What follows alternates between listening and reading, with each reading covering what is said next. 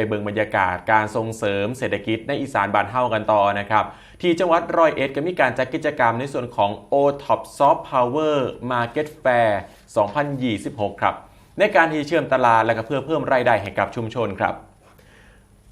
โดยท่านชัชวาล เบญจศิริวงศ์ครับท่านผู้ว่าราชการจังหวัดร้อยเอ็ดครับเป็นประธานในพิธีเปิดโครงการ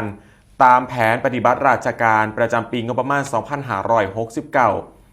โครงการส่งเสริมการบริหารงานเชิงพื้นที่แบบบูรณาการด้านเศรษฐกิจสร้างสรรค์การท่องเที่ยวการค้าการลงทุนและการบริการภายใต้กิจกรรมพัฒนาการต่อยอดผลิตภัณฑ์ชุมชนเพื่อขับเคลื่อน Thailand Soft Power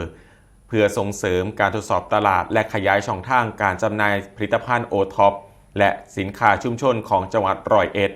ให้สามารถเข้าถึงผู้บริโภคและนักท่องเที่ยวได้หลายขึ้นอีกทางยังเป็นเวทีนำเสนออัตลักษณ์ภูมิปัญญาท้องถิ่นและศักยภาพของผู้ประกอบการในพื้นที่เชื่อมโยงสู่ภาคีเครือข่ายทางเศรษฐกิจเพื่อยกระดับสินค้าชุมชนให้มีมูลค่าเพิ่มและแข่งขันได้ในตลาดสมัยใหม่มุ่งหวังให้เกิดการพัฒนาเศรษฐกิจฐานรากอย่างยั่งยืนพร้อมสร้างภาพลักษณ์และความภูมิใจให้กับคนร้อยเอ็ดในการผลักดันซอฟต์พาวเวอร์ท้องถิ่นสู่ระดับประเทศและสากลครับ